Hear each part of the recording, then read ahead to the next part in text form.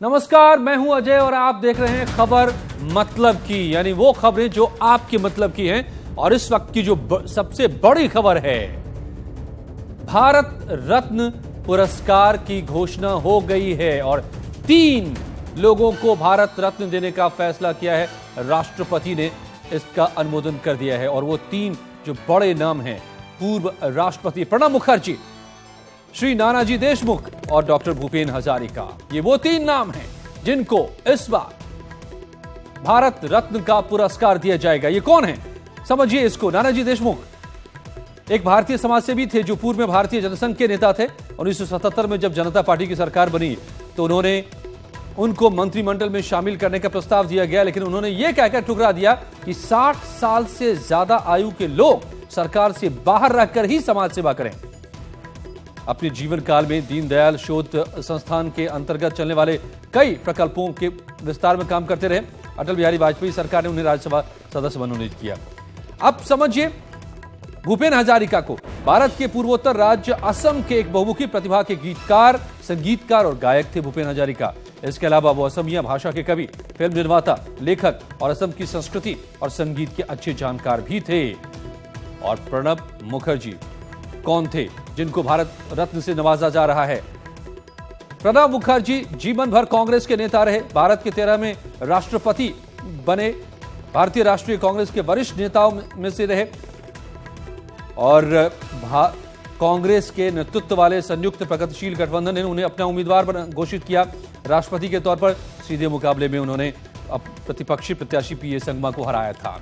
तो ये 3 वो शख्सियत हैं जिनको राष्ट्रपति ने मनोनीत किया है भारत रत्न के लिए, सर्वोच्च सम्मान देश का जो है। और इसको लेकर प्रधानमंत्री मोदी ने ट्वीट करके बधाई दी है इन्हें, खासतौर से प्रणब मुखर्जी को बधाई दी है। और उनके लिए जो अल्फाज हैं प्रधानमंत्री मोदी के, प्रणब दा हमारे समय के बेजोड़ राजनेता हैं। पीएम लिखते हैं, उन्होंने बिना स्वार्थ और बिना थके दशकों तक देश सेवा की, साथ ही देश के विकास में अपनी अमिट छाप छोड़ी है। उनकी बुद्धिमत्ता और प्रतिभा की बराबरी के बेहद कम लोग हैं। उन्हें भारत रत्न मिलने की मुझे बेहद खुशी है।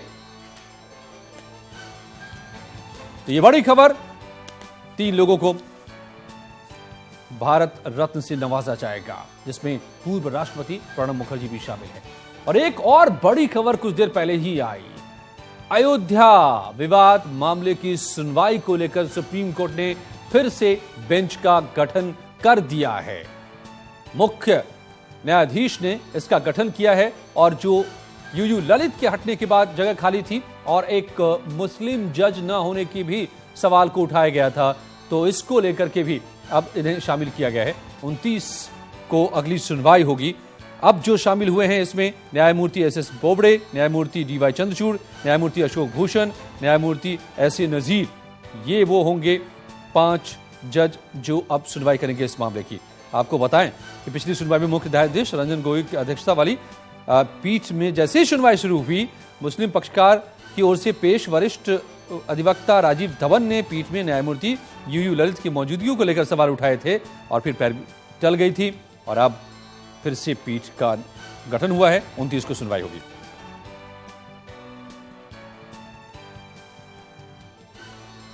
और आम्रपाली के जो बायर्स हैं, आम्रपाली बिल्डर के, उनके लिए एक अच्छी खबर है। जल्द से जल्द उन्हें घर मुहैया कराने के लिए कोशिशें तेज हो गई हैं। इसके तहत एनबीसीसी अब हजारों घर बनाएगा। अगर मैं तादाद की बात करूं तो एनबीसीसी आने वाले दिनों में इस साल के भीतर 2643 फ्लैट्स तैयार करके बायर्स को मुहैया कराएगा। इस दौरान जो सुप्रीम कोर्ट में सुनवाई हुई, कोर्ट ने आम्रपाली की न बिकी हुई प्रॉपर्टी और बिकने लायक प्रॉपर्टी की फ्रेश लिस्ट भी मांगी है और उसकी मार्केट वैल्यू की डिटेल मांगी है। कोर्ट ने कहा है कि इन प्रॉपर्टीज की नीलामी मार्केट वैल्यू के हिसाब से होगी। मामले की अगली सुनवाई 11 फरवरी को होगी। और जो डिटेल हियरिंग है वो 11 फरवरी को होगी। आज जो कुछ खास बातें मात्र उभर के आई हैं कोर्ट ने, और हमने ये एक ग्राफ या मैप बना दिया है कि आगे की हियरिंग का स्वरूप क्या होगा। और जिसका लंबे समय से इंतजार था वो आज हो गया। नोएडा, ग्रेटर नोएडा के लोगों को अक्वा मेट्रो लाइन का तोहफा खुद सीएम योगी ने आकर के दिया और इसके बाद ये मेट्रो लाइन अब धड़ाधड़ दौड़ने लगी है। कल से लोग इसकी सवारी करेंगे। आज खुद सीएम योगी पहुंचे और इसका उद्घाटन किया और साथ ही उन्होंने कई और भी उद्घाटन किए। सीएम योगी ने कहा कि वो नोएडा, ग्रेटर नोएडा को इलेक्ट्रॉनिक कंपनियों का हब बनाना चाहते हैं, इलेक्ट्रॉनिक्स का हब बनाना चाहते हैं। करीब 5,000 करोड़ की लागत से ये मेट्रो बना है और सीएम योगी ने 6,000 करोड़ की अन्य योजनाओं का भी लोकार्पण किया। कल से जनता इसमें सफर करेगी। सीएम योगी ने कहा कि सरकार इलेक्ट्रॉनिक उद्योग को बढ़ावा देने की यहां कोशिश कर रही है ताकि सूबे के विकास के साथ साथ रोजगार के मौके भी पैदा किए जा सकें।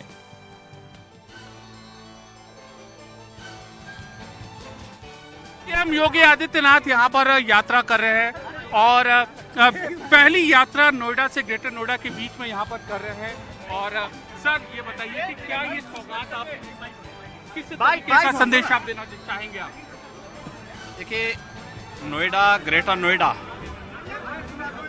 के बीच में 30 किलोमीटर की मेट्रो प्रोजेक्ट का आज शुभारंभ हो रहा है। आदरणीय प्रधानमंत्री जी ने पब्लिक ट्रांसपोर्ट सिस्टम को बेहतर बनाने की जो बात कही थी और उन्हीं के द्वारा इन कार्यक्रमों, इस प्रोजेक्ट का अनुमोदन भी जून 2017 में दिया गया था। रिकॉर्ड समय में ये पूरा प्रोजेक्ट पूरा हुआ है। हम लोगों का प्रयास है कि ग्रेटर नोएडा वेस्ट के शेष अन्य लोगों को भी मेट्रो की कनेक्टिविटी। और किस तरह का मौसम का मिजाज है, किस तरह से लगातार बर्फबारी का दौर चल रहा है, वो भी अब आपको तस्वीरें हम दिखाएंगे कुछ ही पलों में। स्वागत है आपका एक बार फिर से। पहाड़ और पर्यावरण से जुड़े लोगों के लिए बड़ी अच्छी खबर है कि जो आप देख रहे हैं मेरे सामने, ये हो रहा है।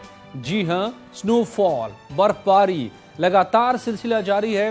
कई सालों बाद ऐसा हो रहा है कि इतनी बड़ी मात्रा में बर्फबारी हो रही है समूचे पहाड़ी इलाके में, जो हिंदुस्तान में अब हिमालय का जो पूरा इलाका है। दरअसल इससे कुछ मुश्किलें तो जरूर हो रही हैं स्थानीय लोगों को, लेकिन पर्यटकों के चेहरे भी खिले हुए हैं। पहाड़ में जो ग्लेशियर है, हिमालय का जो ग्लेशियर है, वो सिमट रहा था और इससे बड़ी चिंता पैदा हो रही थी ग्लोबल वार्मिंग की वजह से, जो सिमटने का सिलसिला जारी था। अब लेकिन इस बार जिस तरह की बर्फबारी हो रही है, पर्यटकों ने राहत की सांस ली है। ये तस्वीरें देखिए कहां की आपको मैं तस्वीरें दिखाता हूं। समूचे उत्तराखंड में और दरअसल पूरे हिमालय इलाके में, रुद्रप्रयाग, पिथौरागढ़, पौड़ी, गढ़वाल, हल्द्वानी, हर जगह जमकर बर्फबारी हो रही है। और इस बर्फबारी ने लोगों के चेहरे खिला दिए हैं। पहाड़ों पर अगर ज्यादा बर्फबारी हो तो फसलें बेहतर होती हैं और इससे पर्यावरण को भी फायदा होता है। इस वक्त लेकिन स्थानीय लोगों को कई तरह की समस्याओं का सामना जरूर करना पड़ता है, लेकिन जो बर्फबारी का लुत्फ उठाने पहुंचते हैं सैलानी, उन्हें बड़ा मजा आता है। और ये इन तस्वीरों में देखिए, रुद्रप्रयाग, पिथौरागढ़, पौड़ी, गढ़वाल और हल्द्वानी की तस्वीर तो आप देख ही रहे हैं। इसके अलावा हम आपको तस्वीर दिखाते हैं, चमोली की भी तस्वीर दिखाएंगे जहां पर किस तरह से बर्फबारी हो रही है। ये देखिए,